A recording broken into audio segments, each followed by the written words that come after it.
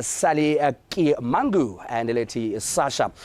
And we'll basically be touching on how technical and vocational education and training can be adapted to prepare young people for the artificial intelligence-driven job market and the importance of equal access to these skills across all communities. We'll also look at how empowered youth can lead Botswana towards a more inclusive and sustainable future.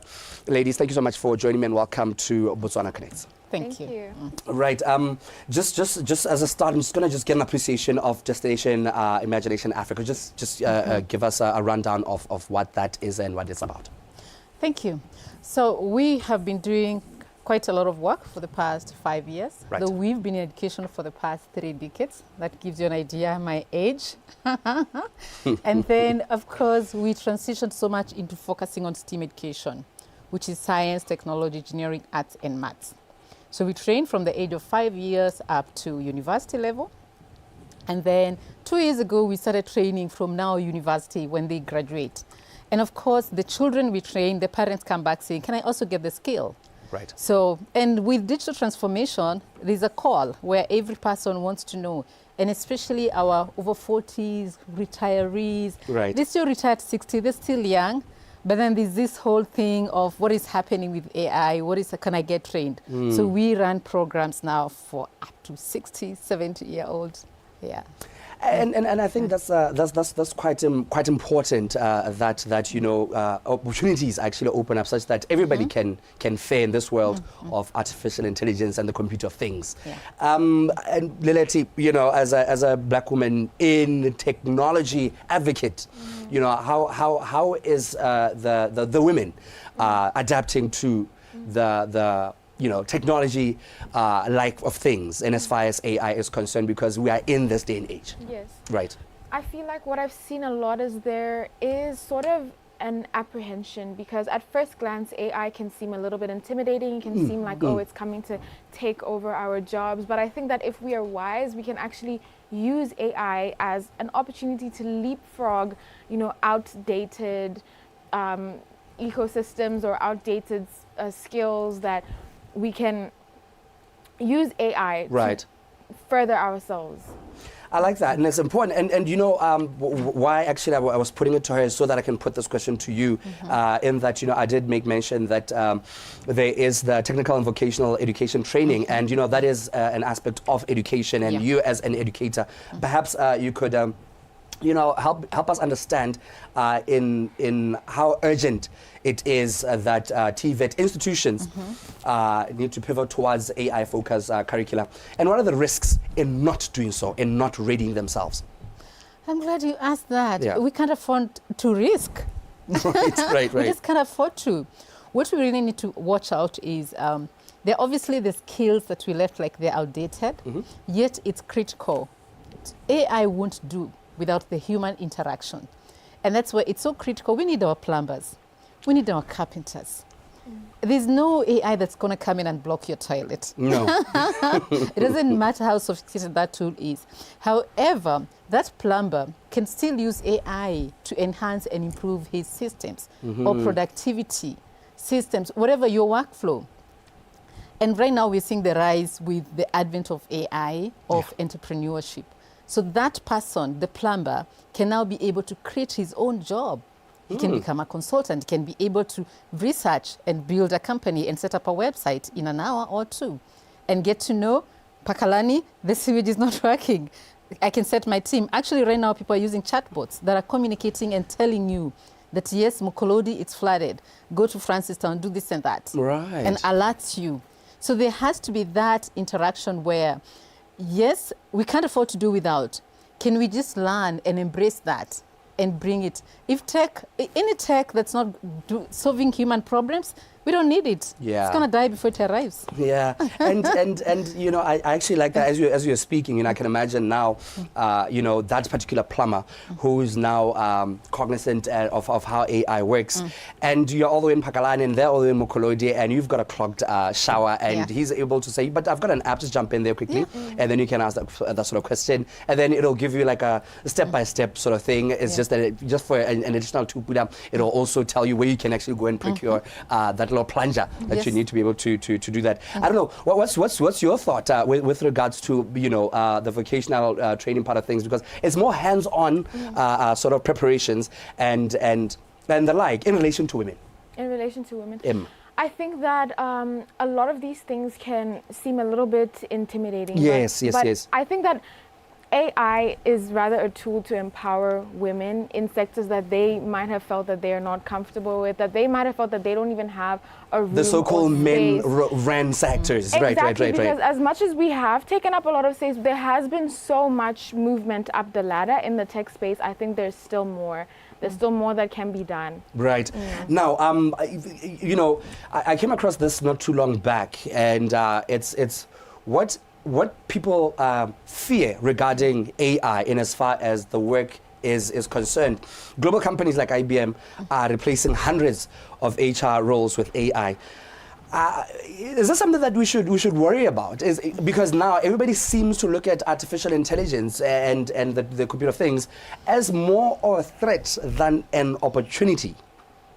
Should we be worried from you experts with regards to tech and the like? Should we be scared? I would say we should be very cautious. I don't want us to be scared. I want us to be very cognizant of change is inevitable. Right. And that's the only constant we have in life. And AI is not coming, AI is here. And we're going to see those shortages of jobs right within us. But then what we need to do is, can we work on creating our own jobs? Right. Can we also make sure that we are very much included in that, the whole ecosystem of creating these platforms? Because Africa needs to be represented. We cannot now, as of now, we know we're not going to solve our local problems with those global solutions. We need to integrate them. This, especially when you talk about shortage of jobs, it was very concerning with what IBM did, and we have seen them recall a lot of people back. Okay. Because human intervention is critical. Yeah. Now we forget when we talk about HR, there's the humanity, this bottle that is so exactly, critical to right. us. We're not going to leave that aside. Yeah. We're not just going to say that now the tools are here to do everything. What happens to our humans? What happens to people? So what we need to do is to scale up so that we all get to know, within my job, can I leverage on the use of AI? Because obviously what's going to happen is if you can't do the job, then there's somebody who knows how to use AI gets to the job. But we need to be very mindful. Can we then train our people so they can adapt? So the issue right now is that adaptability, emotional intelligence. There are things that AI will not come and hug you. It will not say good morning when you come to work. and I've got a follow-up question as an educator, but I just want to quickly bring you in here as an advocate for women in tech. In that, speaking of the IBM scenario where a lot of HR was relieved of their duties. Majority of HR personnel are women. Majority, if you noticed, I think. Yes, yeah. Yes. Now, if AI is to sort of kind of simplify work and it should be more appealing and appreciative to women, it's now rendering them irrelevant or redundant in that now it's replacing them. What do you have to say about that? You can never replace women. There we go. You can never There we replace are. women.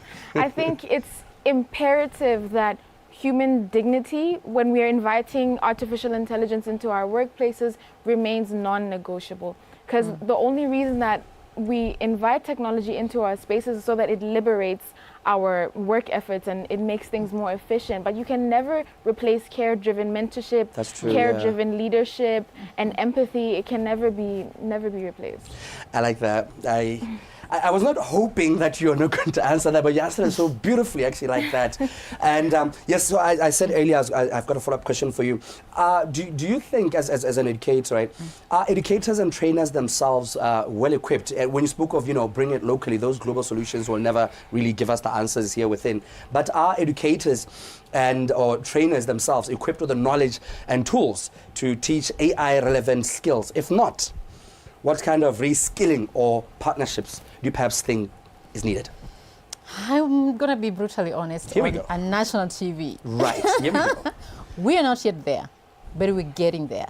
We're getting there. We're on our way. All right. So far, yes. We've partnered with IBM, the same IBM. Yeah. They have created numerous courses, AWS, there's Microsoft. Literally every global organization has loads and lots of courses. And that is why in our space, what we're doing is we actually right now have come up with disruptions of workshops and workshops, like literally every month, and doing them virtually for somebody who is in Maun, someone who is Francistown. Because there's one thing of the fear is what we need to deal with. People are just scared, just not knowing that there's so many ways you can use this tool and it becomes tech for good. And the skills are there, but when people don't know that I can actually get online and upskill and see as a teacher, how can I now design my lesson plans, my curriculums? There's so many platforms that actually some of them are free. Yeah. I've used one tool now for 3 years. It is so expensive, but I've never paid for it. Because, I mean, you use it and you share with other people to use it. You educate others, they give you points. So you don't need to. Yeah, right. Leleti, beyond technical skills, if I may, in your view, how important do you think it is for young people, young women in vocational education to develop critical thinking, adaptability, and ethical reasoning in an AI-dominated world?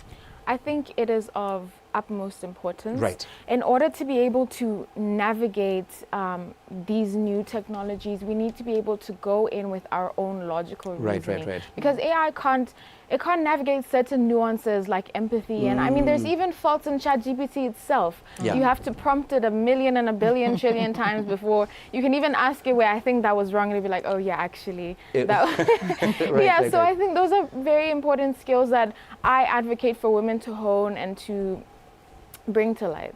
Okay. Yeah. I just wanted to bring you in on this. On this one is sort of ensuring that adapting TVET to AI doesn't sort of widen the digital divide, especially for learners in rural or rather underserviced areas. How best can we ensure that? So what we're doing right now is talking to policymakers, all stakeholders from private sector, civil societies, the government, everyone. We're trying to adapt. Can we be able to get some of these tools that don't need internet? Because we know we still have some challenges within our infrastructure. And that is happening. We've gone back now to books. Like we run a books publishing company, which we thought with AI it was going to die. But guess what? People still need to fill the book. The child in Gumare needs to access that information. Right. So what we're actually seeing, we love the appetite with youth. Yeah. Anytime we launch something, and especially because now we're able to create courses so quickly because of the use of AI.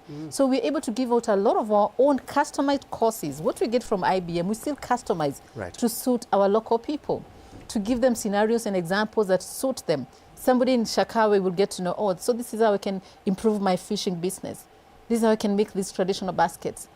So once we take it, the youth partake it, those in Shakawe, in Kumare, the appetite is amazing. And then they transfer skills within their local areas. So we should really safeguard against making it too wide, such that it's an all-inclusive thing.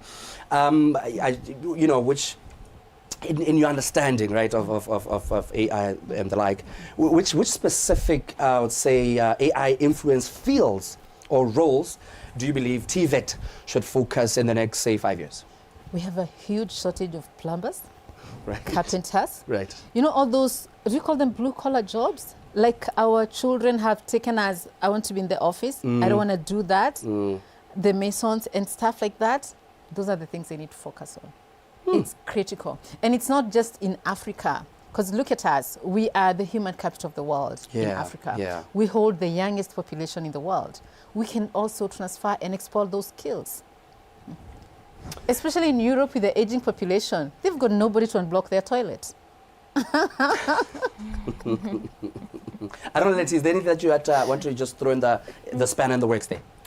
I would just like to urge tech entrepreneurs, governments, even the private sector to, right now we're at a very important crossroads, and to help to allow AI to shape our future, but in our own vision, in our Tswana vision. I think that's very important. Right. As a way of sort of kind of landing this conversation, because of the whole time factor, there's this thing here that I've been looking at for some time, Future Tech Ignite. What's with that? What's going on here? I'm glad you asked. You know, this was born out of need. Right. Like, we've been focusing so much on children and youth. Then we started getting phone calls. So you've decided us, we're just old and we don't even know what is happening in this transformation, digital transformation, and you've forgotten about us. Right. And we started running workshops. Okay. So with these workshops, it's very critical right now. We can't talk about AI, tech, and not talk about cybersecurity. Yes. All been affected. Yeah. And it's going to get worse if we don't show up and get some skills. So we're training on cybersecurity. We run workshops. So this one will be on the 1st of August, focusing cybersecurity, artificial intelligence, and digital transformation, which is so much on digital marketing. Because right now we're seeing the rise of everybody fails. I can do some business. And yes, you can. So you need to create your own job. But how can you do that when you don't have tools? So we take you through the training. You also come and showcase. It's a moment for you to pitch. You meet other business people. So we invite experts in the industry that showcase and start saying, yeah, I'm representing UNESCO, UNICEF, ABSA, whatever it is, and these are the skills we are looking for. If I can get 3 experts in cybersecurity. So you start linking people to job opportunities and giving that exposure. We also stream it live on more than 30 platforms because we are podcasters.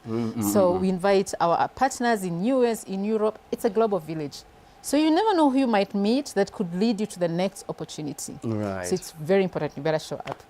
No, I will certainly be there. I don't know if there's anything that you wanna throw there as well. Actually, I had wanted to ask you this, right?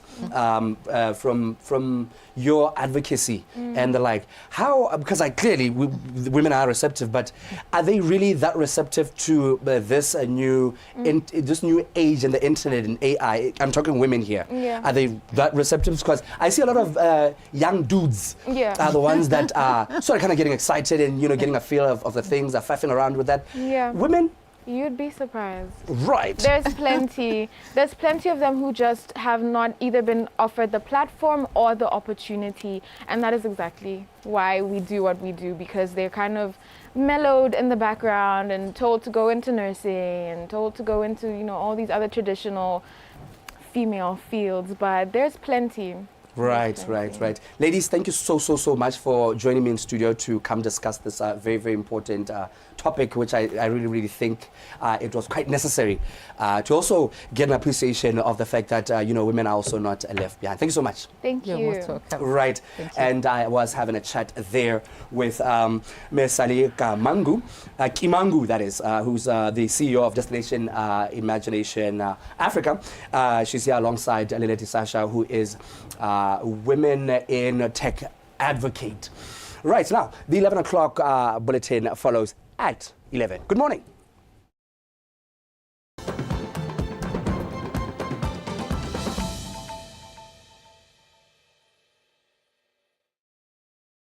Low foreign exchange reserves in Botswana